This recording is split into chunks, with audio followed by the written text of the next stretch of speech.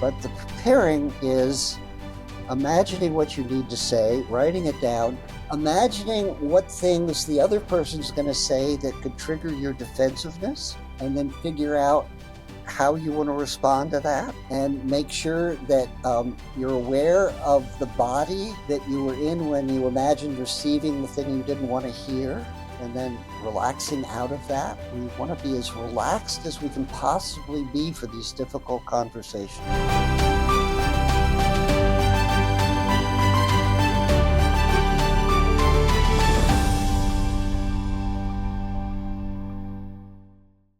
When difficult conversations need to happen on a team, that can be a frightening or awkward thing to do. What preparation is needed to show up and have the most productive discussion possible in these situations? Well, there's words. You have to be clear about what you want to say. You have to write the words down so somebody else can say those are the right words or those are the wrong words. Then you have to role play so you get the voice right.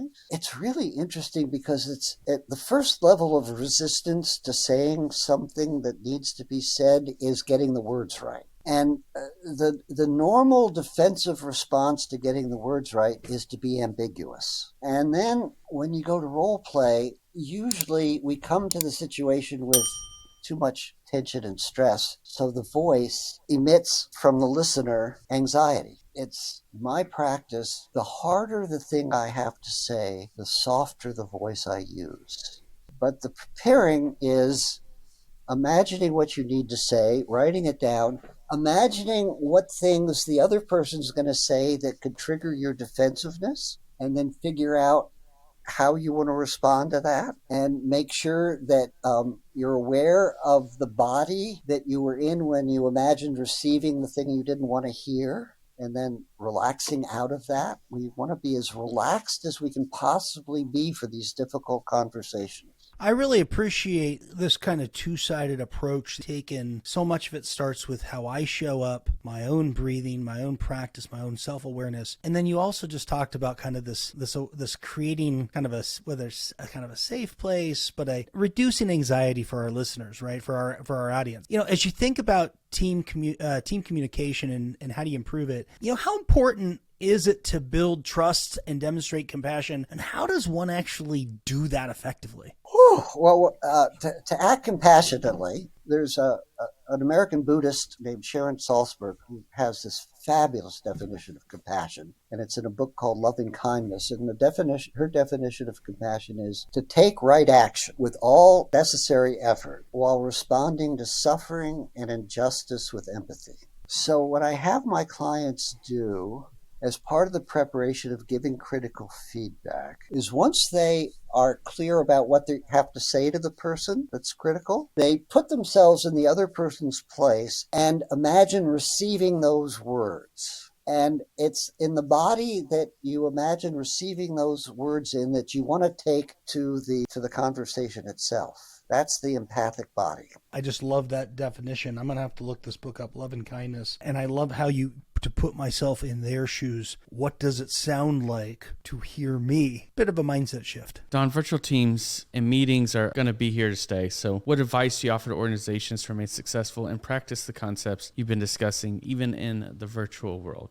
I've worked with more than 10 virtual companies at this point. One key is you have to get together regularly, at least once a quarter, and you have to spend work time and social time together. Everybody needs to get their smell on each other. So that's one thing. The other is follow the instructions in my book. And a key is for each individual to remove all distractions. Have no other screens available. Have nothing else you're looking at. Turn your phone off and focus. And part of focusing is attend to your body. And as soon as you're feeling uncomfortable, change your posture. And you need to stretch every so often. Thinking, emotions, the musculoskeletal structure and the autonomic nervous system are tightly coupled. You change any one of them and it changes all of them. And as soon as we have stress in our body and we put up with it and it builds more stress, we're turning up the volume of the voices inside our head. It makes it harder to be present and pay attention. Don, it's amazing to me how many companies that Nolan and I do virtual programs with, where there seems to be an accepted culture of we don't turn on the video.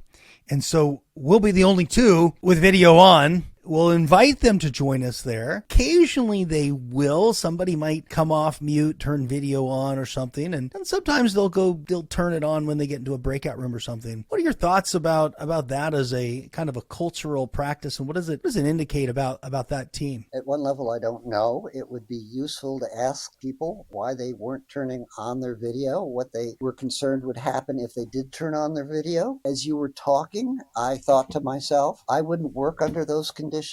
When I started my career, I was compromising with my own values and principles all the time just to get work and to keep it. So it's a hard place to be. I have never encountered that, but the context under which I work is I'm always working with a team, and I'm working in their meetings. I'm not calling extra meetings for myself. I'm in their staff meetings. I'm in their planning meetings. I'm in their project meetings. I would do a bunch of inquiry with people who are not turning on their video, and I'd really explore what bad things would happen if they turned it on. It could be that they're doing other things and they don't want to be seen doing other things. I often get the feeling that they're not fully engaged. So it goes back to the listening piece. And I think, it probably goes back to multiple screens and other things. So it's taken really well. Don, as we get ready to wrap up, what final thoughts would you like to leave with listeners who are truly committed to becoming master communicators?